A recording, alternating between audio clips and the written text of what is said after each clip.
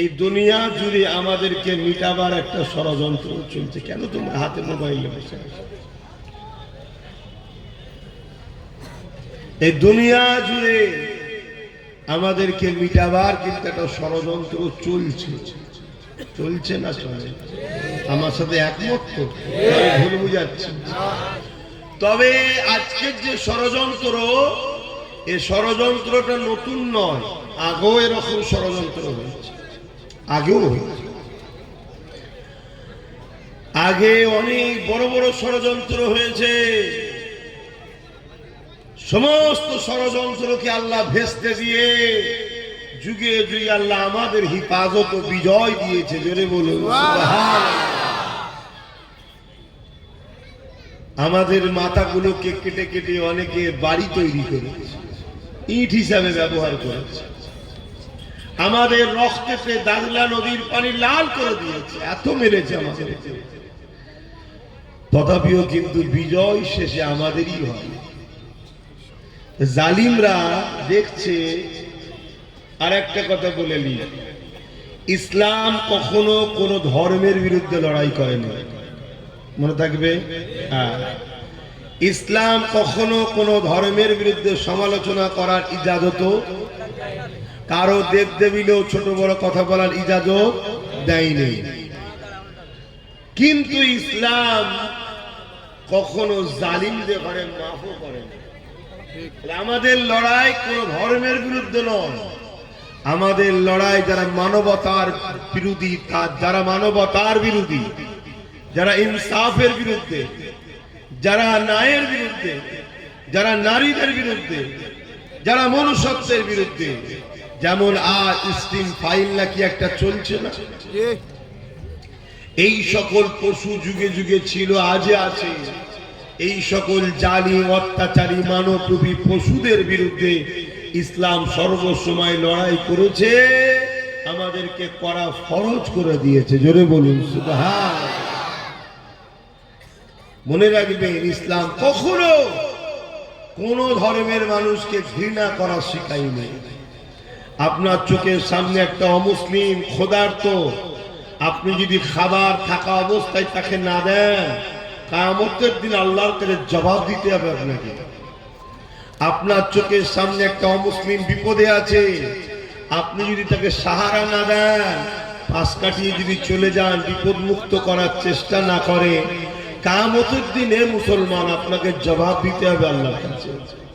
ইসলাম প্রেম শিখিয়েছে, ভালোবাসা শিখিয়েছে, কিন্তু অপর দিকে আবার কেউ জুলুম করছে, জালিম, সন্ত্রাস, খুনি, চরিত্রহীন, মানবরূপী দারিন্দা, তাদেরকে কিন্তু ইসলাম মাফ করে দেয়।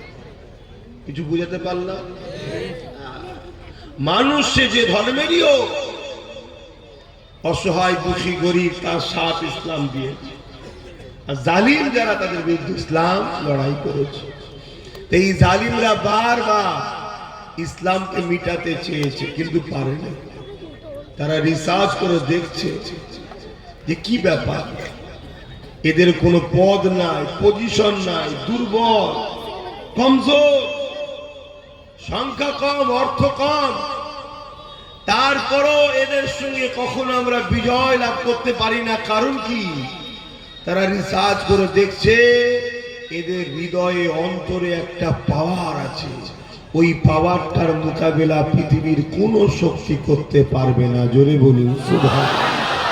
ওই পাওয়ারটার নাম হলো মুহাম্মদ রাসূলের প্রেম ও আদব, যাকে বলা হয় ঈমান। জোরে বলুন সুবহানাল্লাহ।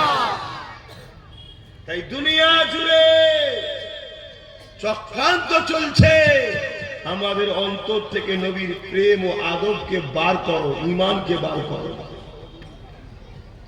এই চক্রান্ত দুই ভাবে হচ্ছে। একভাবে কিছু মুসলিমদের মধ্যে থেকে লুবি বক্তা উলামাদের ঘরে ইসলামের দুশমনরা অর্থ দিয়ে আমার নবীর প্রেম আদব আমাদের থেকে বার করার চেষ্টা করছে। এক। দ্বিতীয়, যারা প্রকাশ্য দুশমন আমাদের, তারা আমাদের সঙ্গে বন্ধু পাতিয়ে, আমাদের দরদি সেজে, তারা আমাদেরকে এমন কিছু কিছু কাজ করাচ্ছে, এমন কিছু কিছু স্লোগান দিওয়াচ্ছে, যে স্লোগান, যে কাজের মধ্যে আমাদের শিরকে যুক্ত হচ্ছি বা কাবিরা গুনাহ করে ফেলছি, তার জন্য আমরা দুর্বল হয়ে যাচ্ছি। এই জায়গায় আমি আপনাদের পীরের আওলাদ হিসাবে, নবীর গোলাম হিসাবে, নবীর উম্মত উম্মতি দাদা পীরের মুরিদ মুরিদদের মুমিন মুসলমানদের বলবো, নবীকে বেশি বেশি করে মহব্বত করুন আর দুশ্মন চিনার চেষ্টা করুন। বন্ধু পাশে থাকলেই যে বন্ধু হতা নয়, তাকে দেখতে হবে সে আমাকে কোন দিকে নিয়ে যাচ্ছে। কেননা দুনিয়া জানে যতক্ষণ না আমাকে আপনাকে আল্লাহ রসুলের থেকে দূরে সরানো যাবে, ততক্ষণ পর্যন্ত আমাকে আপনাকে এই দুনিয়ার কেউ স্বীকার করতে পারবে না। এ নজওয়ানেরা, আমার আব্বা জানেরা, মায়েরা, বোনেরা, যুবকেরা, মন দিয়ে শোনে, এই দুনিয়া আপনাকে হাজারো লোক লালসা দিয়ে, দুনিয়া আপনাকে হাজারো ফন্দি তৈরি করে আল্লাহ রসুল থেকে দূরে নিয়ে যাওয়ার চেষ্টা করবে। কেউ একেবারে আপনার ঈমানকে লুটে নেবার প্ল্যান করবে, কেউ আপনাকে দুনিয়া জমিনে যে কাজ করলে আল্লাহ রসুল নারাজ হবে ওই হারাম কাজের সঙ্গে আপনাকে লিপ্ত করাবার চেষ্টা করবে। কেউ কেউ আবার আপনাকে হালাল খাদ্য দেখতে লাগবে, কিন্তু এই খাদ্যের মধ্যে হারাম অর্থ লেগে রয়েছে। এইভাবে আপনার দরদি সেজে আপনাকে হারাম খাদ্য খাইয়ে আপনাকে ঈমানের দিক দিয়ে দুর্বল বা বেঈমান করার প্ল্যান করবে। করছে না করে না? একটু জেনে শুনে হ্যাঁ বলছেন তো?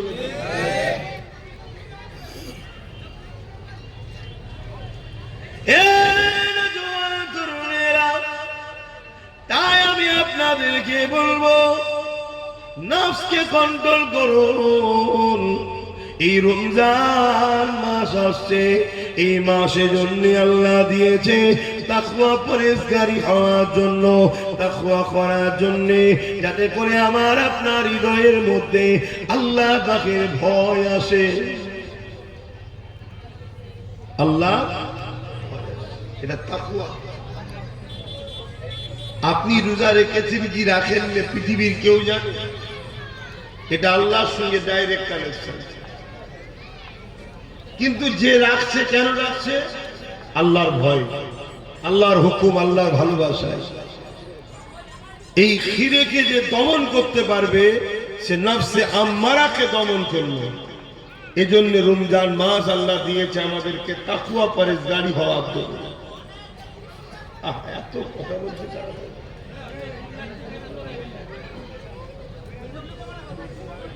ওদিকে তিরপল দিলে তো বলবে, তিরপল দাও।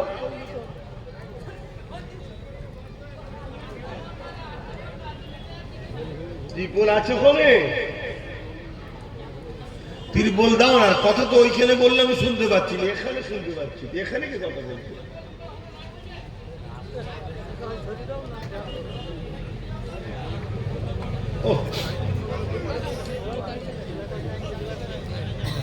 আমার নওজওয়ানেরা, তরুণেরা, বাপেরা, এ পুলিশল গ্রামের মানুষেরা মন দিয়ে শোনেন, এই দুনিয়া আমার আপনার জন্য দুদিনে চিরস্থায়ী নয়। আজ আছি কাল নাই। তরুণেরা, আল্লাহ আমাকে আপনাকে দুনিয়ায় পাঠিয়েছে, আমাকে আপনাকে পরীক্ষা নিবার জন্য পাঠিয়েছে। এই পরীক্ষা হলো একটাই পরীক্ষা, বান্দারে তোর কাছে সব থেকে আগে আমি আল্লাহ কিনা না অন্য কেউ আমার থেকে বেশি তোর কাছে প্রাধান্য পাবে, এই পরীক্ষা বান্দা তোকে আমাকে দিতে হবে। আমি আল্লাহ তোকে বানালাম, আমি আল্লাহ তোকে আশরাফুল মাখলুকাত করলাম, আমি আল্লাহ তোকে দুটো চোখ দিলাম, আমি আল্লাহ তোকে দুটো হাত দিলাম, আমি আল্লাহ তোকে দুটো পা দিলাম, আমি আল্লাহ পাক তোকে কিডনি দিলাম, আমি আল্লাহ তোকে আশরাফুল মাখলুকাত করে দুনিয়ার জমিনে পাঠিয়েছি। ওরে আমার বান্দা বান্দি রে, আমি আল্লাহ তোর কাছে কতটা পেয়ারা, এই ভালোবাসার পরীক্ষা তোরা আমাকে দে। আমি আল্লাহ তোদেরকে পরীক্ষা নেব। এই পরীক্ষা আল্লাহ সবাইকে নিয়েছে। এই পরীক্ষায় যারা সব কিছু থেকে বেশি আল্লাহকে গুরুত্ব দেবে, আল্লাহ পাককে প্রাধান্য দেবে, আল্লাহর মহব্বত সব কিছুর উপরে হবে, আমার আল্লাহ তাদেরকে পেয়ারা বান্দা বান্দি ঘোষণা দিয়ে তাদের জন্য পুরস্কার হিসাবে আল্লাহ পাক জান্নাত রেখেছে। আরো জোরে বলুন সুবহান। এই দুনিয়ায় আপনি আল্লাহর পক্ষে থাকলেও আল্লাহ খাবে, বিরোধী করলেও আল্লাহ খাবে। কেন? তিনি নিজেকে দায়িত্ব নিয়েছে, যা আপনাদেরকে আমি পালন করব। রব্বুল আলামিন। এই দুনিয়াটা হলো পরীক্ষার জায়গা। তবে মনে রাখবেন, আল্লাহ যাকে যত ভালোবাসে তাকে তত দুনিয়াতে আবার কঠিন পরীক্ষা নেয়, কষ্টটা দুনিয়াতে বেশি দেয়। দেখতে চায় এবং দেখাতে চায় যে আমার প্রেমিক যারা হয় তারা নিজেদের খুশিটাকে খুশি মনে করে না, আমি আল্লাহ আমি যাতে খুশি তাতে খুশি তারা। তাই তো নাকি? প্রেম কাকে বলে? ভালোবাসা কাকে বলে? বলে প্রেম ভালোবাসা কাকে বলে? শান্তির নাম। হ্যাঁ, প্রকৃত ভালোবাসা প্রেমের অর্থ হলো আমি যাকে ভালোবাসি, যাকে প্রেম করি, তার জন্য নিজেকে জ্বলিয়ে পুড়িয়ে একেবারে নিঃশেষ করে দেওয়া, শেষ করে দেওয়া, তার জন্য। এটাই হলো প্রকৃত প্রেম। জোরে বলুন সুবহানাল্লাহ। আমরা আল্লাহকে ভালোবাসি তো নাকি? নবীকে ভালোবাসি তো নাকি? এই ভালোবাসাটা কেমন হবে তাহলে? ভালোবাসা কাকে বলে? আমার হাসিটা হাসি নয়, তার হাসিটা হাসি। আমার পছন্দটা পছন্দ নয়, আমার ভালো যাকে বাসি তার পছন্দটা পছন্দ। আমার ইচ্ছাটা ইচ্ছা নয়, যাকে ভালোবাসি তার ইচ্ছাটা ইচ্ছা। কি বলা হয় প্রেম। বুঝাতে পারছি? আল্লাহ পরীক্ষা নেবে যে তোরা আমাকে ভালোবাসিস বলিস, দেখ আমার ভালোবাসার মানুষ কারা, তোরা কারা। পরীক্ষা নিয়েছে, সেগুলো আমাদের কাছে মডেল হিসাবে রেখেছে যে প্রেমিক এরকম হয়।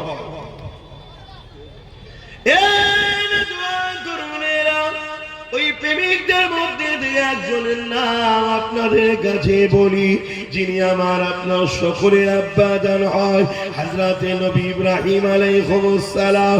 আল্লাহ পাককে মুহাব্বত করেছিলেন, আল্লাহ পাককে প্যার করেছিলেন। আমার আল্লাহ পাক ইব্রাহিম আলাইহিস সালামকে পরীক্ষা নিয়েছে। কি কঠিন পরীক্ষা নিয়েছে!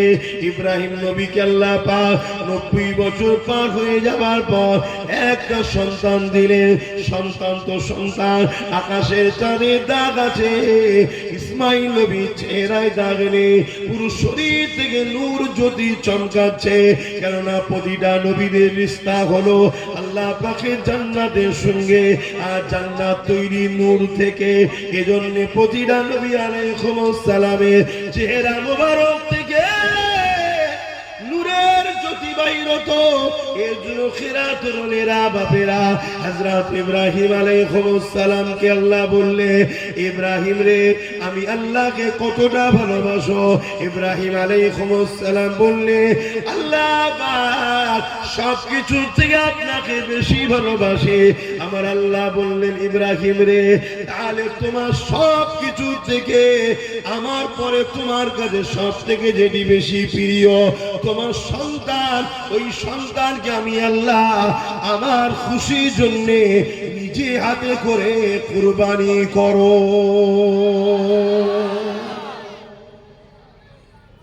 পরীক্ষা দেখছেন? আপনাকে পরীক্ষা নিয়েছে এত কঠিন কি গো? আপনাকে বলেছে দৈনিক 5 বার আমার কাছে আয়, আমাকে রুকু সেজদা দে, তাতেই ফেল, তাতেই ফেল আমরা। আর ইব্রাহিম আলাইহিস সালামকে আল্লাহ বলছে, ইব্রাহিম এত ইন্তজারের পর 90 বছর বয়সে পার হয়ে যাওয়ার পর সন্তান, কত ময়ার সন্তান। আর সন্তান তো সন্তান, সন্তানটাও তো নবী। আল্লাহ বলছে নিজে হাতে করে জবাই করো, আমাকে ভালোবাসো বলো, আমার কাছে তোমার ছেলে আগে না আমি আগে। এটা হলো পরীক্ষা।